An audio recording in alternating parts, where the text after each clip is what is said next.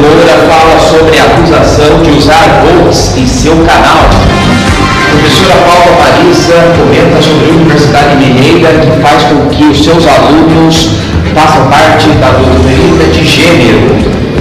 E Aura dos Santos comenta as mortes de Marielle Franco e o assassinato de Celso Borreal. O que uma coisa tem a ver com a outra?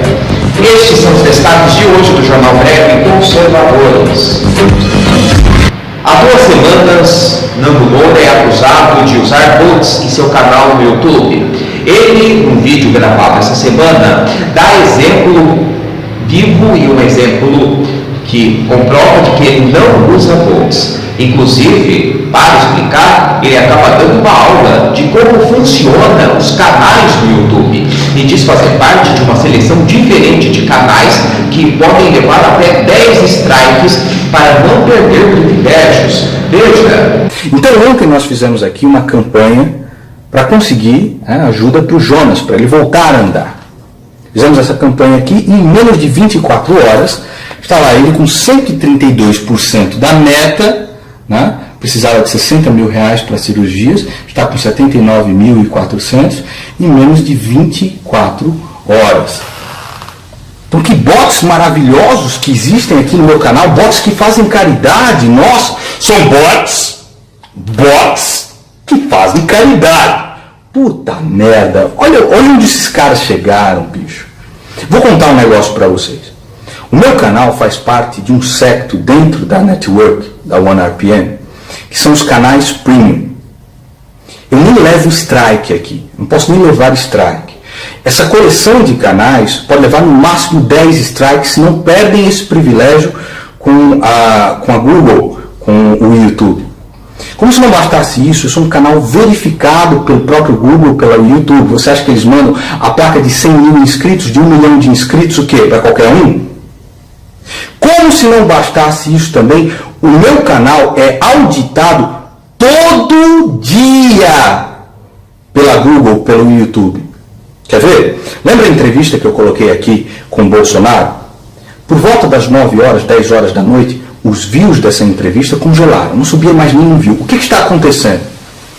O Google, o YouTube, está auditando cada um dos views, dos inscritos, das curtidas. Isso acontece todo dia. Veja, por volta das 9 horas, por volta das 10 horas, congela o número de views. Por quê? Porque eles estão passando os robôs em cada um deles, para verificar cada um dos IPs, para ver se não tem IP duplicado, qualquer fraude do tipo. Realmente, com essas provas e com essas afirmações e explicações, Nando Moura não usa bots. As pessoas que o acusaram agora não devem inventar outra coisa, não é mesmo?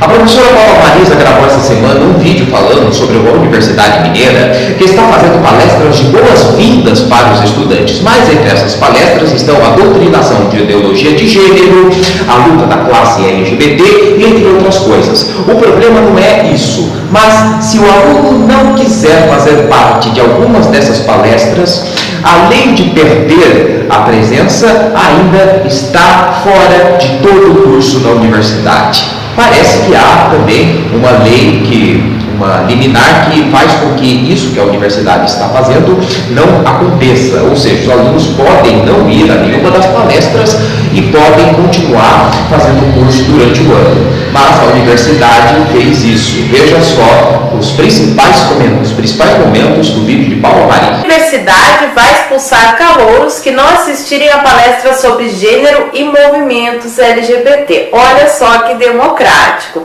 Porque a esquerda ela funciona assim, né? Ou você concorda com a gente ou vai pro paredão. No Brasil, no caso, como ainda não está bem implementado o comunismo, ou você assiste a palestra ou é expulso da universidade. Olha só que lindes. As palestras são o seguinte: oficina 1, controle social e garantias de direitos. Oficina 2, gênero e sexualidade.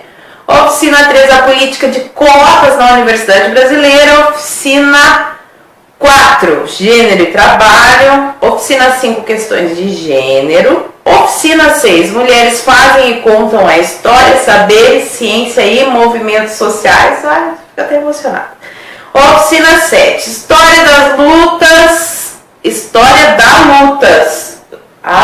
Senhor, a universidade escreveu História da Lutas mesmo, do movimento LGBT. Então, como vocês podem notar, por este quadro Lins, a opção que o aluno tem é escolher uma das oficinas esquerdistas que eles vão dar. Não tem nenhum contraponto. O debate que eles falam é um professor defendendo aquela ideia ali, porque o Escola Sem Partido ele não está assim dizendo que tem que proibir, que essa não pode acontecer. Pode ter essa palestra, mas aí o aluno pode ter a opção de participar ou não da palestra, porque ele tem um percentual de dias, afinal, que ele pode faltar na universidade, ou se a presença do aluno for compulsória, no caso, né, assiste ou é expulso, aí tem que ter um contraponto. Então, todas essas oficinas teria que ter pelo menos um professor defendendo a ideia e outro contrário a ideia para expor os argumentos. E isso sim seria o pluralismo de ideias, que é o que a Escola Sem Partido defende. Escola Sem Partido ele não está dizendo assim para que não se realize o evento. Pode ter o evento, mas como eu falei, ou a presença não vai ser obrigatória, ou se a presença for obrigatória, tem que ter o ponto e o contraponto. A pessoa que vai defender a ideia e a pessoa que vai apresentar os argumentos contrários. Esse é o lindo ensino brasileiro, que não passa de pura doutrinação esquerdista. E a opção que o aluno tem é ou concorda ou é expulso. A democracia só vai existir nas escolas se realmente o projeto Sem Partido for colocado em prática. Projeto que não é impossível. Alan Santos comentou ontem no Boletim da Manhã, no Terça Livre, sobre o assassinato da vereadora Marielle Franco, do Rio de Janeiro. Essa notícia tomou a semana em todo o país e ele lembrou do assassinato de Celso Daniel e da morte misteriosa do homem que ficou conhecido como o Homem da Bengala. Vamos ao caso aí da Marielle Franco, do Celso Daniel e do Ives Zublé. Por que eu quero citar esses três nomes? Primeiro que eu quero que, se o caso da Marielle é grave e precisa de investigação, ou do caso do Celso Daniel, também. Nós queremos sim que ocorra a investigação no caso da Marielle Franco. O PSOL parece que já encontrou um culpado. Diz que é a Polícia Federal, ou a PM, ou milicianos. Né? Eles estão falando isso aos quatro ventos. Ninguém tem prova suficiente para isso, sem contar que as balas que foram encontradas foram roubadas em 2007. O Jungmann disse que elas foram vendidas por um agente da Polícia Federal, que foi preso, foi afastado na época, etc. Mas também nós temos notícias dos próprios jornais em 2007 que ela teria sido roubada, parte da carga teria sido roubada. Bem, o que nós temos aqui claramente, né? Provas de que o tráfico usou essas mesmas munições em conflitos entre eles em São Gonçalo. O tráfico, né? O tráfico usou essas mesmas munições. Não se tem histórico da polícia usando essas munições. Nós queremos uma investigação. O caso do Celso Daniel, todos vocês sabem, né? Ele era prefeito do PT, iria abrir a boca, morreu. O caso do Ives Zublé, poucas pessoas sabem. Ives Zublé foi um homem que deu uma bengalada em José Dirceu, na época do Mensalão. Foi preso na época pela Polícia Legislativa. Depois foi liberado. Viajou para a Bélgica, fugindo da questão política no Brasil. O Zublé era um escritor curitibano. E aí resolveu casar-se na Bélgica. Voltou para o Brasil para pegar documentos. E aí, de repente, do nada, foi pego em algum crime que inventaram contra ele. E na cadeia, ele foi para o hospital e morreu sem saber direito o que aconteceu com ele. Como funcionaria o judiciário? Bom dia, Solano. Respondendo a sua pergunta, você quer saber como que seria as cortes, como que funcionariam as cortes da justiça no regime monárquico? Bom, eu digo para você, é muito possível que volte a ser como na época do Império. E com as pesquisas que eu fiz, com os estudos que eu descobri, na época do Império as cortes eram muito mais eficientes do que agora na época da República. Sabe por quê? Havia uma diferença da forma da organização e de como funcionavam as cortes naquela época. Existiam os juízes de direito e existiam os juízes de paz. É a mesma coisa que existe hoje, né? Falar, mas existe o juiz de paz. Sim, existe. Mas a função do juiz de paz hoje é simplesmente fazer casamentos, coisas de cartório, assim, no cartório de casamentos, né? Naquela época era um pouco diferente. Havia uma distribuição de serviço, delegado atribuições diferentes ao juiz de paz e ao juiz de direito. O juiz de paz ele tinha âmbito municipal e o juiz de direito âmbito estadual e até imperial, né? Imperial era mais para os desembargadores. Mas como é que funcionava isso? O juiz de paz ele era um juiz eleito pelo prefeito, pelo povo na época, mais ou menos assim. É difícil explicar, mas é mais ou menos assim para vocês entenderem. E o juiz de direito era nomeado entrava mais ou menos parecido como hoje, através de concurso público, uma coisa semelhante assim. Só que as atribuições eram diferentes de um cargo para o outro. O juiz de paz ele ficava com as coisas mais simples, mais corriqueiras do dia a dia. Essas contendazinhas, essas disputas mais simples. Inquéritos policiais, essas coisas. Então, quando eram coisinhas pequenas, já caía direto na mão do juiz de paz, ele já resolvia rapidamente. A justiça era mais rápida, mais local, não acumulava aqueles grandes processos na justiça como tem hoje. Já os processos maiores iam para o juiz de direito, mas passavam primeiro pelo juiz de paz, que fazia toda a parte complicada, a parte chata, a parte demorada, inquérito, averiguação, testemunhas, levantamento de provas, nesse sentido. Então essas coisas eram feitas por ele. E depois que essa parte estivesse pronta, ele passava para o juiz de direito. E o juiz de direito já pegava o negócio mais ou menos pronto, já engatilhado para ele. Então dava para ele ser mais rápido, mais eficiente. Não ficava essa morosidade, essa demora, essa enrolação que é a justiça brasileira de hoje. Quando proclamaram a República, as grandes atribuições do juiz de paz passaram para o delegado de polícia. Daí sobrecarregou o delegado de polícia nessa parte. Naquele tempo era mais fazer prisões, investigações e tudo mais. Então o negócio ficou menos eficiente.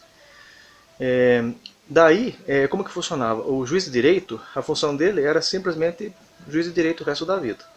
Se ele quisesse passar a subir de cargo, passar a ser desembargador, ele tinha que ter a aprovação do imperador, seja do Pedro I ou do Pedro II. Assim que era o sistema.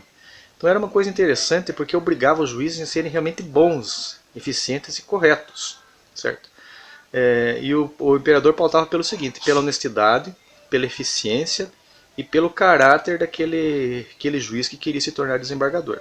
Se ele não tivesse essas qualidades, não importa o que ele fizesse, jamais ele ia subir de cargo para desembargador. Se um dia ele cometeu uma injustiça, se foi um mau juiz, se tratou mal os funcionários do fórum, coisa que a gente vê muito hoje em dia.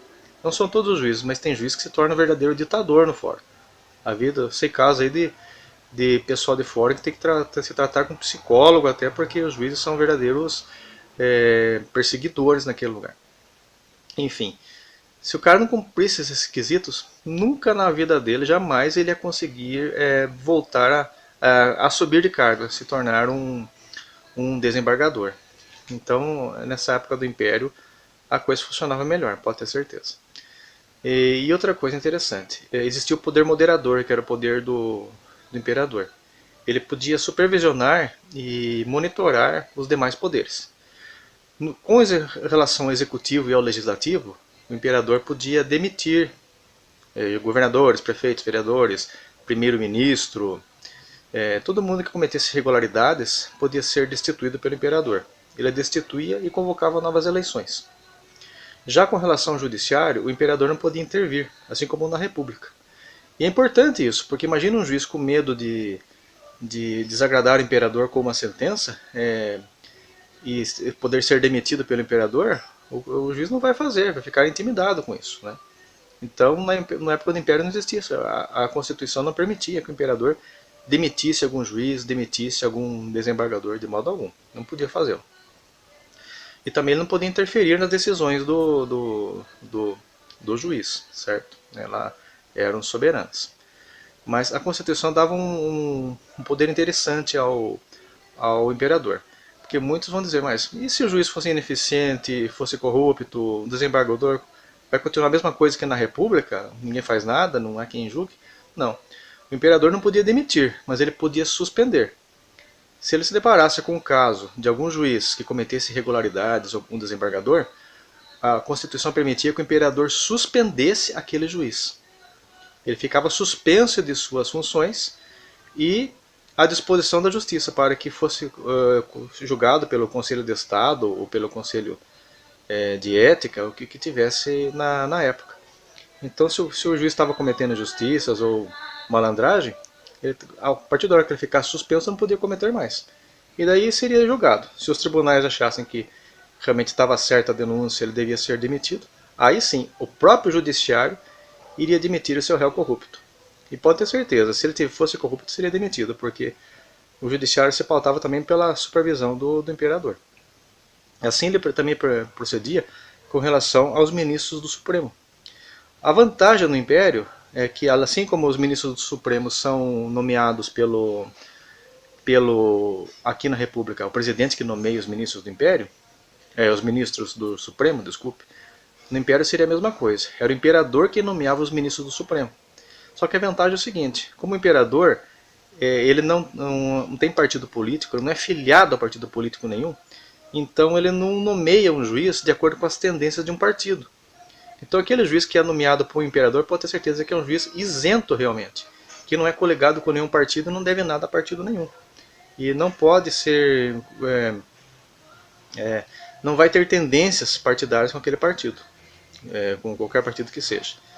E também, como hoje, uma vez nomeado um juiz do Supremo, o imperador não podia demiti-lo mais. Então o imperador tinha que ser muito criterioso na sua escolha. Logicamente ele podia suspendê-lo se esse cara fizesse alguma coisa irregular. Mas era mais fácil de monitorar esses problemas, de resolver esses problemas no Império do que hoje na República. E outra coisa interessante é o seguinte, com relação às sentenças de juízes, como que seria?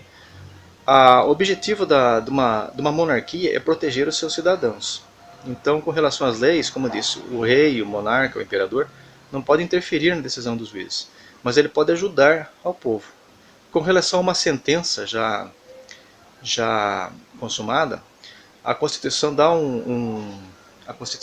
um direito, um poder ao imperador, que ele pode amenizar, abrandar uma sentença, pode comutar uma pena, ou seja, mudar para uma pena alternativa, ou pode também, em casos extremos, até conceder um indulto, o perdão daquela pena.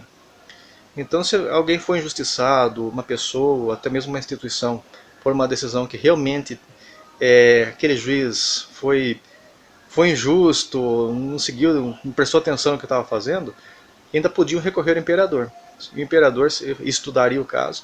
Se realmente ele visse que foi feita uma má sentença depois de várias instâncias, ele podia fazer isso, como eu disse. Suspender a pena, comutá-la para outra coisa ou amenizar, abrandar um pouco a pena. Então, na época do Império, a justiça era muito mais eficiente e, digo até, dadas as proporções, muito mais justa se comparar com o que acontece hoje. Então eu acredito que como você me perguntou, como funcionaria numa monarquia hoje, seria mais ou menos desse jeito. Porque se é uma coisa que deu certo, dá para ser feito novamente. Tá ok? Beleza? Um abraço. Obrigado por tudo.